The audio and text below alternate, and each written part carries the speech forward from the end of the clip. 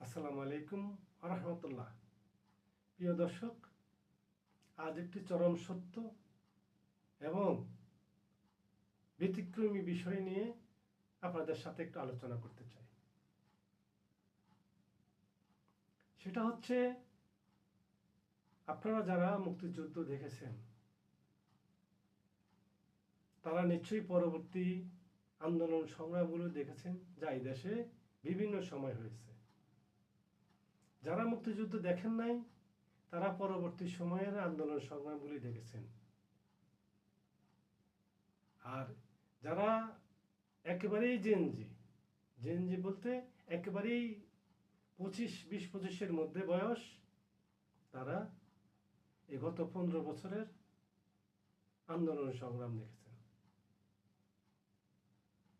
এখন আপনাদের কাছে আমার একটা প্রশ্ন, সেটা হচ্ছে আপনাদের বাস্তব অভিজ্ঞতা থেকে একটু বলবেন যে 71 থেকে এখন পর্যন্ত যে আন্দোলন সংগ্রাম হয়েছে, এই আন্দোলন সংগ্রামের মধ্যে কত পার্সেন্ট মানুষ বেকার অংশগ্রহণ করেছে, কত পার্সেন্ট মানুষ কর্মজীবী অংশগ্রহণ করেছেন, কত পার্সেন্ট মানুষ সুশীল অংশগ্রহণ করেছেন, কতজন মানুষ তথাকথিত বুদ্ধিজীবী অংশগ্রহণ করেছেন।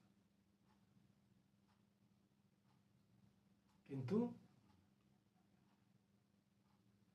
আজকে বিষয়টা এই জন্যেই আপনাদের কাছে তুলে ধরলাম, সেটা হচ্ছে আজকে একটি জাতীয় দৈনিকে একটি লেখা, বেশ বড়সড় একটি লেখা পড়লাম।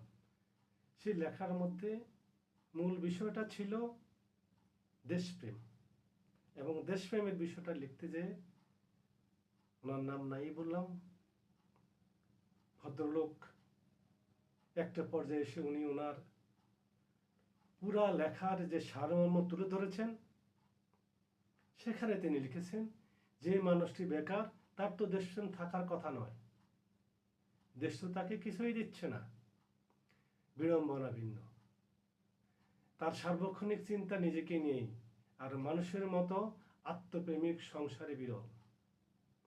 বেকার যখন দেশ ছেড়ে যাচ্ছে, দেশে তখন দেশপ্রেমের বন্যা বইবে, এমনটা আশা করা মোটেই যুক্তিসঙ্গত নয়।